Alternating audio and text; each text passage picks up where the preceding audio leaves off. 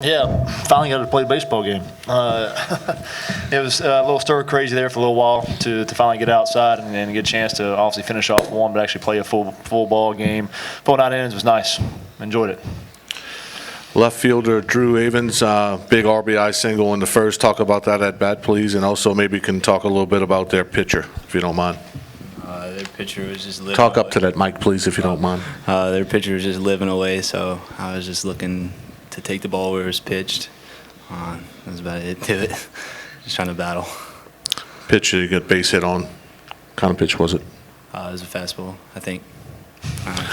Hey, it was something over the middle of the plate, that's all. Who's the hitting coach? Jeez and Pete's.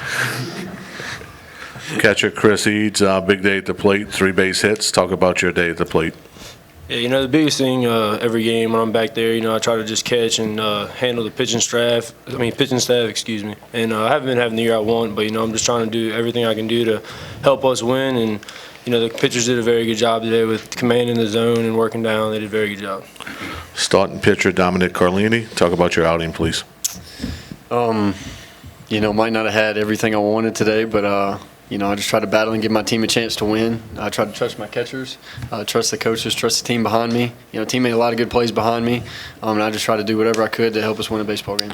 Okay, we'll take questions starting all the way in the back. Coach, the catch that Seward made to end the 6th, talk a little bit about that because you've seen that guy make that catch routinely all the time.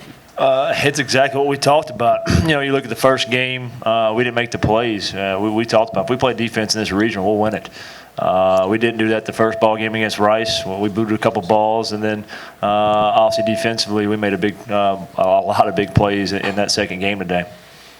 Right here, Coach. Matt, at this point in the regional, does it matter who you play next? Obviously, you play both LSU and Rice each one time this season.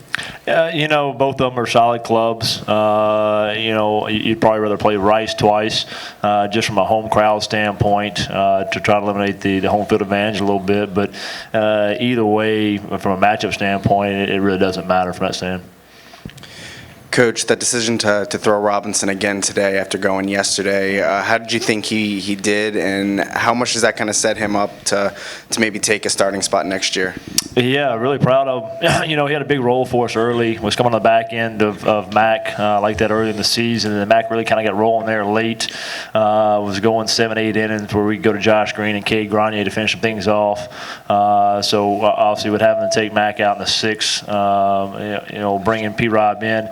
That's where I thought the rain helped us. We were able to, instead of after however long the rain delay was yesterday, we were able to bring him back on a day's rest, so to speak, not having to bounce back after a 5-hour rain delay. Pitching plans for tomorrow, Coach? Yeah, we're going to set it tall. He's the guy. He's been in this position a lot, has a lot of experience with it, and we're very confident in him. He's got his full week of being rested, so he's going to have his best stuff to run out there tomorrow and give us a chance to win. Matt, talk about the decision to keep Robinson in there Green in there in the 9th instead of going to Grenier, who's been your closer this year. Yeah, Utah Valley's got a good offense. If you look at them, they've got some pop in there in the order, and surprisingly, the ball was kind of carrying a little bit. It looked like the wind was kind of blowing in, but there's a couple balls. The play Drew made up against the wall there, I didn't think had any chance of those routine pop-up.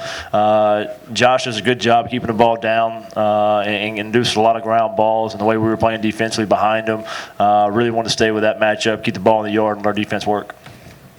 Chris, by my count, you're the only player to get a hit after that first inning. What was so difficult about hitting their pitchers, and what did you kind of find later? Their guy had some good stuff today, and I was just trying to use the middle of the field and not get pull happy. I was just trying to really hunt the fastball and try to make good contact, and whatever happens, happens. And I was really just trying to be aggressive early in the count and get a pitch that I can drive. Coach Reiser, the defense kind of being the theme today, was that a result of you guys settling down after the first game?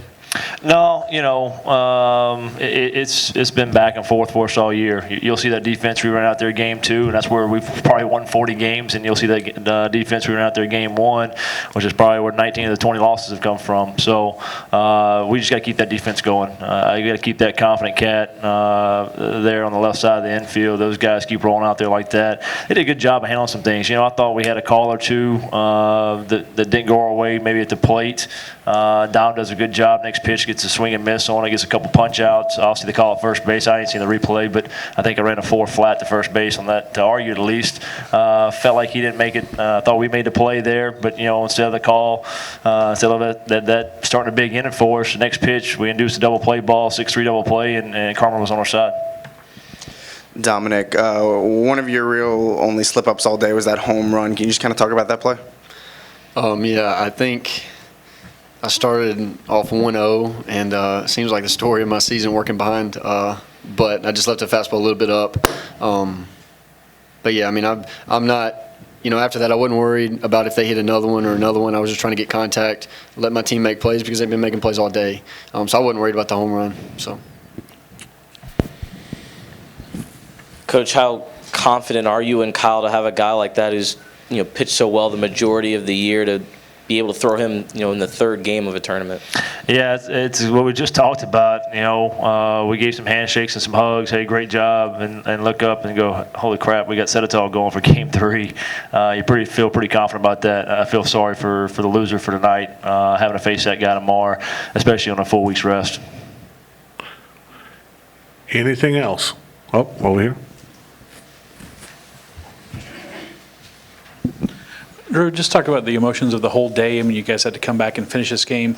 You scored a run, got back in it looked like, and then they scored a few more. Then you have to turn right around and play a game for your whole season. Just talk about the ups and downs of the whole day. After the first game, you had to forget about it because we had 9 mornings to play. The rain and stuff was trying to be a distraction, but you just kind of wait around. As soon as you come back out, you strap it on. The emotions, you're kind of frustrated because you're trying to play in the rain. Mother Nature just keeps winning. It'll never lose. And that's pretty much it. Coach, now that you're through it, what was kind of the biggest challenge of having to play one game and, of course, over the course of 2 days? Probably the biggest thing was exactly what he just asked, is handling the ups and downs. I felt like we came out today on the second part of the game with the right energy. But, the same way we're different, so was the umpire, so was their other club. I thought they came out actually a little flat there. You saw we kind of, it worked in our favor there early. So it's just handling those emotions going up and down, and that's what you got to do. Once you get to this level and you start to try to play for championships, keep moving on, keep your season going, you got to be able to handle those. And I thought that's where we did a much better job in Game 2 than what we did Game 1 there.